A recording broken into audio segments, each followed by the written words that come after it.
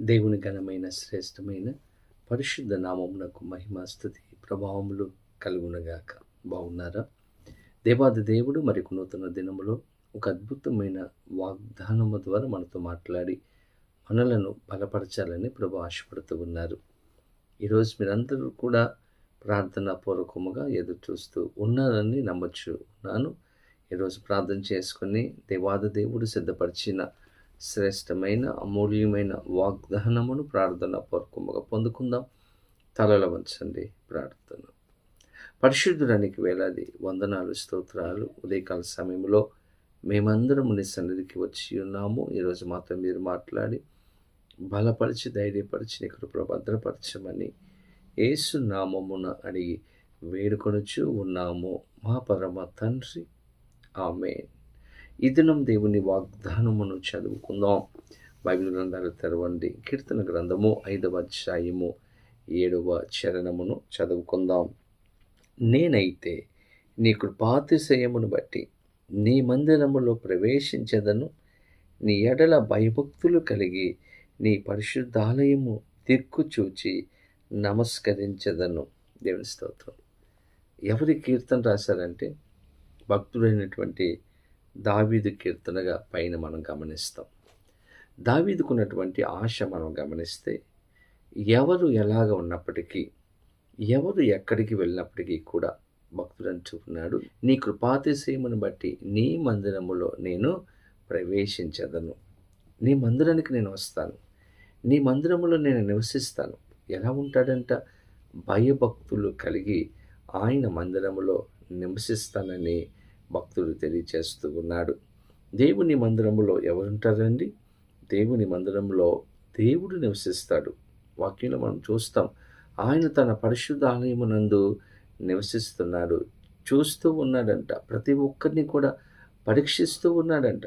కాబట్టి దేవుడు నివసించే స్థలములో పరిశుద్ధాత్మ దేవుడు ప్రతి ఒక్కరిని గమనిస్తాడు అన్నటువంటి విషయాన్ని మనమందరం కూడా తెలుసుకోవాలి. అందుకే మందిరమునకు వెళ్ళినప్పుడు నీ ప్రవర్తన జాగ్రత్తగా చూచుకొనుము అని వాక్యం తెలియజేస్తూ ఉంది. నిజమే, దేవుడు నివసించే స్థలములో, పరిశుద్ధాత్ముడు ఉండే స్థలములో మనమందరము కూడా ఎలా ఉండాలంట? భయభక్తులు కలిగి మనము జీవించాలి. చాలా సమయంలో మందిరంలో ఉన్నప్పుడు దేవుడంటే భయము లేకుండా మన ఇష్టానుసారముగా మందిరములో మనము నివసిస్తూ ఉంటాం.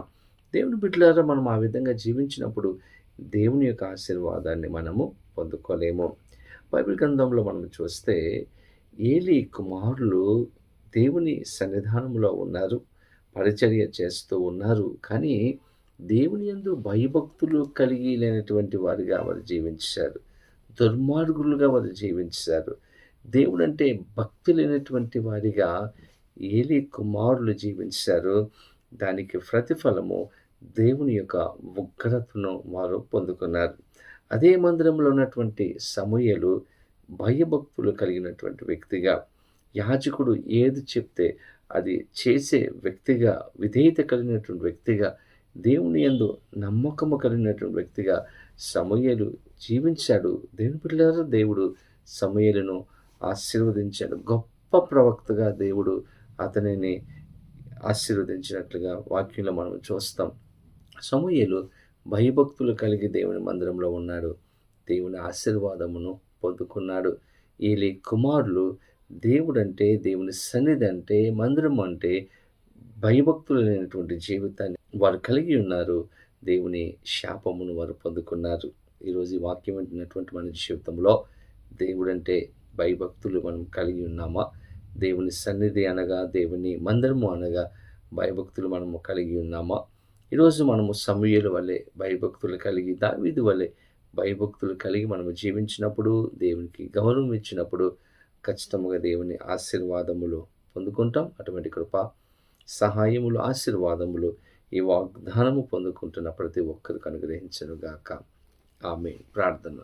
పరిశుద్ధుడానికి వేలాది వందనాలు, స్తోత్రాలు. చక్కని వాగ్దానం ఇచ్చారు. నీ యొక్క మందిరంలో ప్రవేశించి మేము భయభక్తులు కలిగి మేము జీవించినప్పుడు మమ్మల్ని ఆశీర్వదించే దేవుడిగా మీరు ఉన్నందుకు మీకు స్తోత్రాలు ప్రభువా.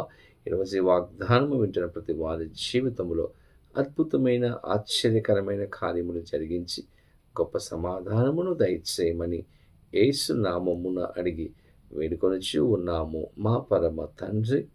ఆమేన్.